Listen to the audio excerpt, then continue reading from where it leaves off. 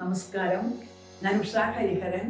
30 വർഷമായി ഞാൻ കോളേജിൽ കൊമേഴ്സ് അധ്യാപികയായിരുന്നു. ഇപ്പം ഞാൻ +1 സ്റ്റേറ്റ് CBSE ICSE സിലബസിലെ കുട്ടികൾക്ക് വേണ്ടിയിട്ടുള്ള ഒരു ടോപ്പിക്കാണ് ഇപ്പോൾ ഞാൻ സ്റ്റാർട്ട് ചെയ്യാൻ പോകുന്നത്. കഴിഞ്ഞ ക്ലാസ്സിൽ ഞാൻ പറഞ്ഞിരുന്നു, ഒരു ജേണൽ എൻട്രി എഴുതുന്നതിന് വേണ്ടിയിട്ട് നമുക്കൊരു ട്രാൻസാക്ഷൻ കിട്ടിക്കഴിഞ്ഞാൽ ആ ട്രാൻസാക്ഷനിലെ ഡെബിറ്റും ക്രെഡിറ്റും തെറ്റാതെ എങ്ങനെ എഴുതാം, അതിനുള്ള ഒരു എളുപ്പ വഴി ഞാൻ കഴിഞ്ഞ ക്ലാസ്സിൽ അതിൻ്റെ റൂൾസ് പറഞ്ഞിരുന്നു. ഇനി അത് എങ്ങനെയാണെന്ന് ആ റൂൾസ് ഒന്നും കൂടി ഞാൻ റിപ്പീറ്റ് ചെയ്തിട്ട് നിങ്ങൾക്കത് മനസ്സിലാക്കി തരാം. അതായത് നമ്മൾ 3 അക്കൗണ്ടുകളാണ് നമുക്ക് അക്കൗണ്ടിങ്ങിൽ പഠിക്കാനുള്ളത്. Personal account, real account, nominal account. Personal account എന്ന് പറയുമ്പോൾ നമ്മൾ കഴിഞ്ഞ ക്ലാസ്സിൽ പറഞ്ഞിരുന്നു, ഒരു വ്യക്തിയുടെ അഥവാ ഒരു സ്ഥാപനത്തിന്റെ പേരിൽ നമ്മളൊരു അക്കൗണ്ട് ഓപ്പൺ ചെയ്യുന്നതാണ് പേഴ്സണൽ അക്കൗണ്ട്. റിയൽ അക്കൗണ്ട് ഒരു സ്ഥാപനത്തിന്റെ സ്വത്ത് വകകൾ രേഖപ്പെടുത്തുന്നതാകുന്നു. നോമിനൽ അക്കൗണ്ട് ഒരു സ്ഥാപനത്തിന്റെ വരവ് ചെലവുകൾ രേഖപ്പെടുത്തുന്നതാണ്. ഇനി ഈ അക്കൗണ്ടുകളുടെ റൂൾ അനുസരിച്ചാണ് നമ്മൾ ഒരു ട്രാൻസാക്ഷൻ കിട്ടിക്കഴിഞ്ഞാൽ അതിന്റെ ഡെബിറ്റും ക്രെഡിറ്റും നമ്മൾ കണ്ടുപിടിക്കുന്നത്. അതെങ്ങനെയാണെന്ന് നമുക്ക് നോക്കാം. ഇപ്പൊ അക്കൗണ്ടിനെ നമ്മൾ മെയിൻ ആയിട്ട് 2 ആയിട്ടാണ് ക്ലാസിഫൈ ചെയ്തേക്കുന്നത്, പേഴ്സണൽ അക്കൗണ്ടും ഇംപേഴ്സണൽ അക്കൗണ്ടും. നമ്മൾ കഴിഞ്ഞ ക്ലാസ്സിൽ പറഞ്ഞിരുന്നതാണ്.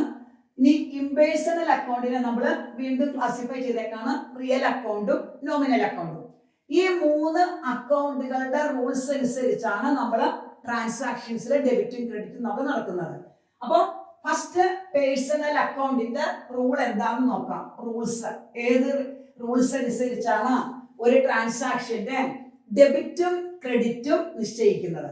അപ്പോൾ പേഴ്സണൽ അക്കൗണ്ടിന്റെ റൂൾ അനുസരിച്ച് ഡെബിറ്റ് ദ റിസീവർ എന്ന് പറഞ്ഞാൽ റിസീവ് ചെയ്യുന്ന ആളെ നമ്മൾ ഡെബിറ്റ് ചെയ്യണം. ആരാണോ റിസീവ് ചെയ്യുന്ന ആള് അവരെ നമ്മൾ ഡെബിറ്റ് ചെയ്യണം. ക്രെഡിറ്റ് ദ ഗിവർ, ഗിവറിനെ നമ്മൾ ക്രെഡിറ്റ് ചെയ്യണം. Credit the giver. ഇതിൽ വേറൊരു ഇത് കൂടി ഉണ്ട്, ഇൻക്രീസ് ഇൻ അസറ്റ്. അത് നമുക്ക് ഇത് പഠിച്ചിട്ട് നിങ്ങൾ അതിലേക്ക് പോകുമ്പോൾ നിങ്ങൾക്ക് എളുപ്പം ഉണ്ടാകുമ്പോൾ എല്ലാ ദിക്കിലും സ്കൂളുകളിൽ ചിലപ്പോൾ അതായിരിക്കും ആദ്യം എടുക്കുന്നത്. അപ്പോൾ കുട്ടികൾക്ക് എപ്പോഴും കൺഫ്യൂഷനാണ്. ഞാനിപ്പോൾ 30 വർഷമായി പഠിപ്പിക്കുന്നു. അപ്പൊ എനിക്കറിയാം കുട്ടികൾക്ക് ഇത് പഠിച്ചു കഴിയുമ്പോൾ ഈസി ആയിട്ട് ഡെബിറ്റും ക്രെഡിറ്റും എഴുതാനായിട്ട് സാധിക്കും.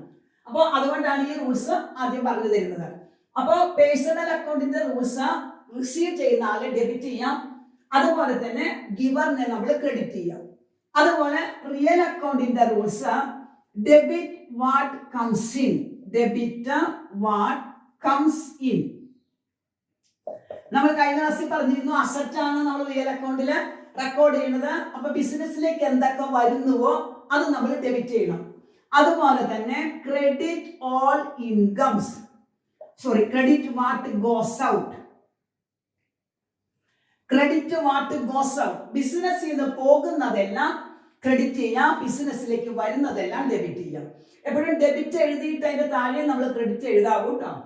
അതുപോലെ നോമിനൽ അക്കൗണ്ടിന്റെ റൂൾസ് അനുസരിച്ച് ഡെബിറ്റ് ഓൾ എക്സ്പെൻസസ്, ബിസിനസിന്റെ എക്സ്പെൻസസും ലോസസും ഡെബിറ്റ് ചെയ്യണം.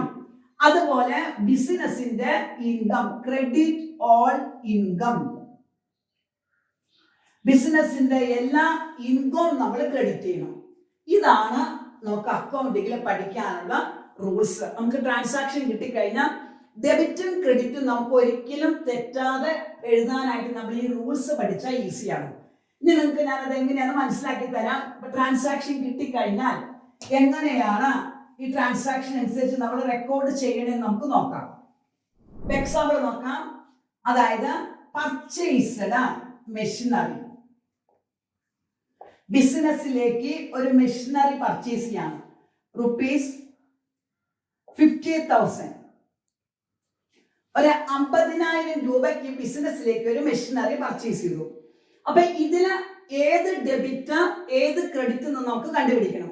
അതിന് നമ്മൾ ആദ്യം ചെയ്യേണ്ടത്, ഏതൊരു ട്രാൻസാക്ഷൻ എടുത്താലും അതിന് 2 ഐറ്റംസ് ഉണ്ടാകും. അത് നമ്മൾ ആദ്യം ഏതാന്ന് നോക്കാം.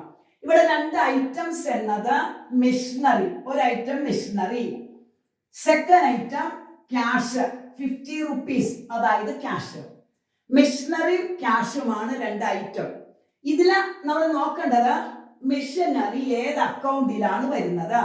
മെഷീനറി വരുന്നത് റിയൽ അക്കൗണ്ട്, സ്വത്തുക്കളെല്ലാം റിയൽ അക്കൗണ്ട് ആണ്. അപ്പൊ മെഷീനറി റിയൽ അക്കൗണ്ടിലാണ് വരുന്നത്. അതുപോലെ ക്യാഷും റിയൽ അക്കൗണ്ട് ആണ്. ക്യാഷും സ്വത്താണ്, സ്വത്തുക്കളെല്ലാം റിയൽ അക്കൗണ്ട് ആണ്.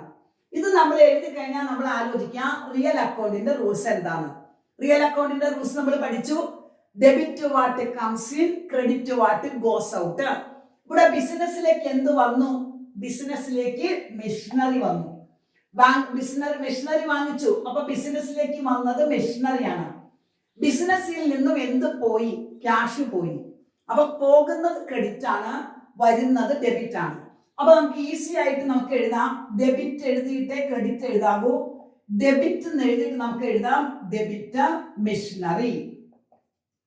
എന്തുകൊണ്ട് നമ്മൾ മെഷീനറി ഡെബിറ്റ് ചെയ്തു? കംസ് ഇൻ, മെഷീനറി ബിസിനസ്സിലേക്ക് വന്നു, അതുകൊണ്ട് നമ്മൾ മെഷീനറി നമ്മൾ ഡെബിറ്റ് ചെയ്തു. ക്രെഡിറ്റ് നമ്മൾ കൊടുക്കുന്നത് ക്യാഷ്. ക്യാഷ് നമ്മൾ ക്രെഡിറ്റ് ചെയ്തു. കാരണം എന്താ? ക്യാഷ് ബിസിനസ്സിൽ നിന്ന് പോയി, അതുകൊണ്ട് നമ്മൾ ക്യാഷ് നമ്മൾ ക്രെഡിറ്റ് ചെയ്തു. അപ്പോൾ ഈസി ആയിട്ട് നമുക്ക് ഡെബിറ്റും ക്രെഡിറ്റും കണ്ടുപിടിക്കാൻ പറ്റി. നമ്മൾ ആ റൂൾസ് ഒന്ന് വെറുതെ അപ്ലൈ ചെയ്തോളൂ. ആ റൂൾസ് നമ്മൾ പഠിച്ചു കഴിഞ്ഞപ്പോൾ നമുക്ക് ഈസി ആയിട്ട് ഡെബിറ്റും ക്രെഡിറ്റും മനസ്സിലാക്കാൻ പറ്റി. ഇനി വേറൊരു എക്സാമ്പിൾ നോക്കാം. പെയ്ഡ് സാലറി, ജോലിക്കാർക്ക് ശമ്പളം കൊടുക്കാണ്. റുപ്പീസ് 10,000, 10,000 രൂപ സാലറി കൊടുത്തു എന്നാണ് പറയുന്നത്. അപ്പൊ നമ്മൾ നോക്കാം, ഇതിലും രണ്ട് ഐറ്റം ഉണ്ട്. ഏതൊരു ട്രാൻസാക്ഷൻ എടുത്താലും അതിന് രണ്ട് വശങ്ങളുണ്ട്. നമ്മൾ കഴിഞ്ഞ ക്ലാസ്സിൽ പറഞ്ഞിരുന്നു, ഏത് ട്രാൻസാക്ഷൻ എടുത്താലും രണ്ട് വശങ്ങളുണ്ട്. ആ രണ്ട് വശങ്ങളാണ് ഡെബിറ്റും ക്രെഡിറ്റും. അപ്പൊ ഇതില് ഏതോ രണ്ട് ഐറ്റം ആദ്യം കണ്ടുപിടിക്കാം. ഫസ്റ്റ് സാലറി, ശമ്പളം കൊടുത്തു എന്ന് പറയുമ്പോൾ സാലറി ഒരു item. Second item cash. Cash ആണ് സെക്കൻഡ് ഐറ്റം. സാലറി എന്നത് നോമിനൽ അക്കൗണ്ട് ആണ്. വരവ് ചെലവുകളെല്ലാം വരുന്നത് നോമിനൽ അക്കൗണ്ടിലാണ്. അപ്പൊ സാലറി നോമിനൽ അക്കൗണ്ട് ആണ്. ക്യാഷ് നമ്മൾ ആദ്യം പറഞ്ഞു ക്യാഷ് അസറ്റ് ആണ്. അസറ്റ് എല്ലാം റിയൽ അക്കൗണ്ട് ആണ്. ക്യാഷ് റിയൽ അക്കൗണ്ട് ആണ്. ഇത് നമ്മൾ നോക്കേണ്ടത് നോമിനൽ അക്കൗണ്ടിന്റെ റൂൾസ് അനുസരിച്ച് സാലറി ബിസിനസിന് എക്സ്പെൻസസ് ആണോ ഇൻകം ആണോ? ശമ്പളം കൊടുത്തു എന്ന് പറയുമ്പോൾ ബിസിനസിന് അത് എക്സ്പെൻസസ് ആണ്. അപ്പൊ എക്സ്പെൻസസ് എല്ലാം നമ്മൾ ഡെബിറ്റ് ചെയ്യണം. നമ്മൾ നോമിനൽ അക്കൗണ്ടിന്റെ റൂൾസ് പറഞ്ഞത് എങ്ങനെയാ? Debit all expenses and losses. അപ്പോൾ ഇവിടെ എക്സ്പെൻസസ് ആണ്, അതുകൊണ്ട് നമ്മൾ ഡെബിറ്റ് സാലറി. സാലറി നമ്മൾ ഡെബിറ്റ് ചെയ്യും, കാരണം സാലറി എക്സ്പെൻസസ് ആണ്. ബിസിനസിന് എക്സ്പെൻസസ് ആയതുകൊണ്ട് നമ്മൾ സാലറി നമ്മൾ ഡെബിറ്റ് ചെയ്തു. ക്യാഷ് നമ്മൾ ക്രെഡിറ്റ് ചെയ്യും, കാരണം ക്യാഷ് ബിസിനസ്സിൽ നിന്ന് പോയി, അതുകൊണ്ട് നമ്മൾ ക്യാഷ് നമ്മൾ ക്രെഡിറ്റ് ചെയ്തു. നെക്സ്റ്റ് വേറൊരു ട്രാൻസാക്ഷൻ നമുക്ക് നോക്കാം. Cash received from Raju rupees 8,000. രാജുവിന്റെ കയ്യിൽ നിന്ന് ഒരു 8,000 രൂപ റിസീവ് ചെയ്തു എന്നാണ് പറഞ്ഞേക്കുന്നത്. അപ്പൊ അതനുസരിച്ച് ഇതിൽ നമുക്ക് രണ്ട് ഐറ്റം വരുന്നത് ഏതൊക്കെയാ? ക്യാഷ് വരും, അതുപോലെ തന്നെ രാജുവും വരും. ക്യാഷും രാജു. ക്യാഷ് നമ്മൾ പറഞ്ഞിരുന്നു ക്യാഷ് റിയൽ അക്കൗണ്ട് ആണ്.